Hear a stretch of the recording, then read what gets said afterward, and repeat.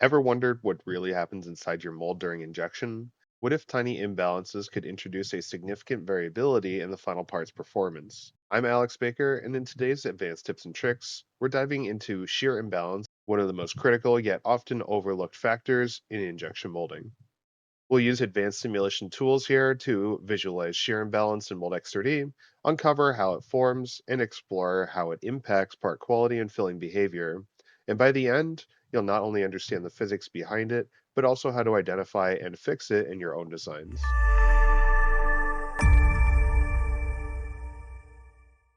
Runner design comes in two different flavors. The first one is geometric balancing, which is very simply making sure that all of the flow lengths to each of the gates from the melt entrance is exactly the same. So over here on the left side, we have what's commonly referred to as a fishbone runner, where there's one main runner leading to each of the drops, but the flow length to each of those gates is going to be different, leading to property variation. On the right side, we have a runner system that equalizes the flow length from the melt entrance to each of the gates. This will unify the flow front across a single cavity like this one, but also even in a multi-cavity scenario, this can help to equalize the flow front and minimize the property variation between the different cavities. There's a lot of different types of layouts that you can use for geometrically balancing your runner, the most common being the H layout, which we'll take a look at in a moment, and the X layout can also be used as well for a more efficient runner system. There's a lot of others as well that can capture this geometric flow balancing concept. But something that often gets left behind is shear imbalance. Shear imbalance is developed because of a temperature non-uniformity across the cross section, and this is because of the friction that develops because the moving material rubs up against the frozen material or the not moving material closer to the mold wall. This creates a very quick temperature gradient or a change in temperature as you move into the middle of the cross section of the runner. And so we can see at the melt entrance, we have a nice concentrically uniform temperature distribution, meaning that the temperature is uniform around the circumference of the runner, but it has quite a bit of variation if I were to look across the cross section. However, once I cross into a 90-degree corner like this one here, that hot material will prefer to stay along the inside wall. The colder material will shoot towards the outside wall. That's going to create a temperature difference between the inside and outside sections.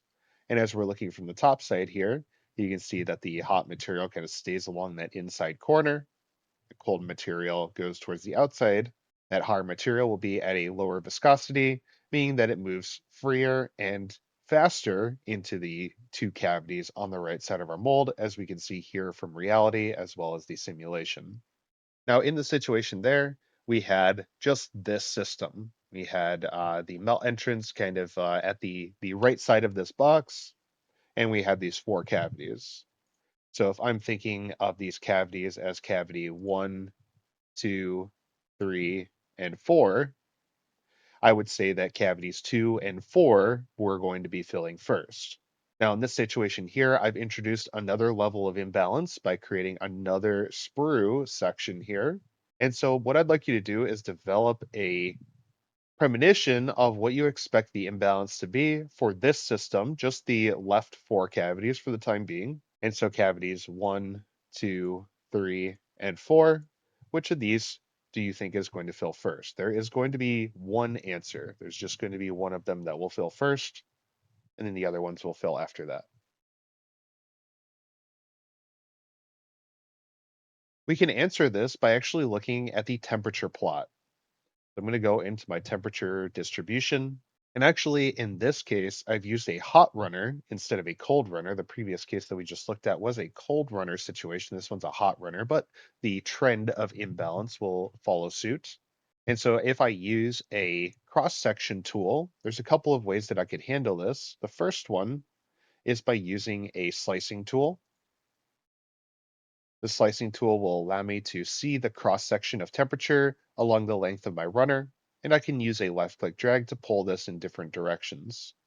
In addition, a nice thing about the slicing tool is it allows you to create multiple slices in each direction. Let's say I put 20 cross-sections in the YZ direction.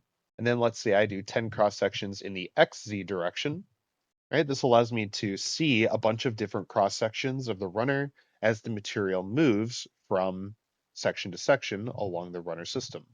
Now we can see that the color distribution in the runner is heavily skewed, closer to the melt temperature probably, and the temperature in the part is a little bit lower. And so there's a couple of remedies to this. The first thing is I can just turn off my parts to remove them from my color distribution. And secondarily, I can actually reduce the maximum on my scale so I can see this temperature distribution a little bit more obviously as the material starts to develop this temperature gradient.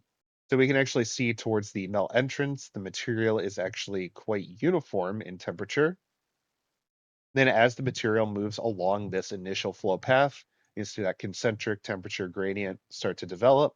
Then right after this 90-degree cross section is where we start to see the first level of imbalance introduced. We can see the hot material stays along the inside rail, and the colder material kind of shoots towards the outside rail on average.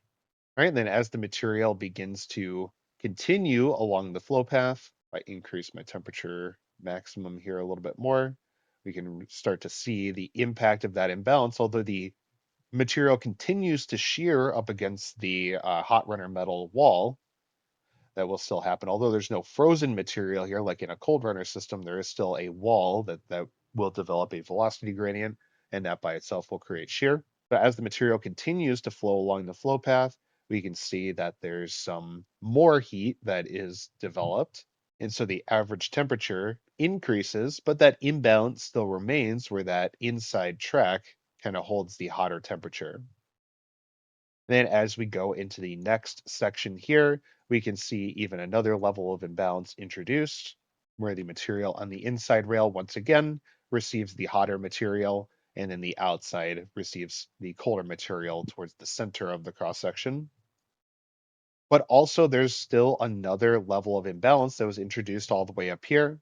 And so if I were to look at the average temperature of this cross section versus the average temperature of this cross section, we can see that there's quite a bit of difference. This one over here is at a lower overall temperature than this one over here. That temperature variation is going to cause a gradient in viscosity of the material, and that will change how the material progresses through the runner system and ultimately into our part geometry. And before we go into the melt from progression, I'm going to show one more tool, and that is the clipping tool, which we could use to take a horizontal cross section of our runner system here. I could use an XY cross section. I can bring that up to the halfway point between my runner. And this is similar to that other picture that we saw in the slide just a moment ago.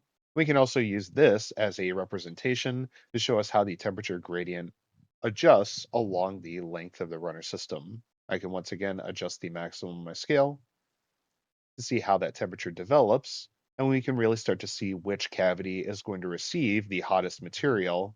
Obviously, it's this one up here. And so when we go into the melt front time, hopefully you already had this premonition, but if you didn't, then we can show the cavity to cavity imbalance directly through the melt front time.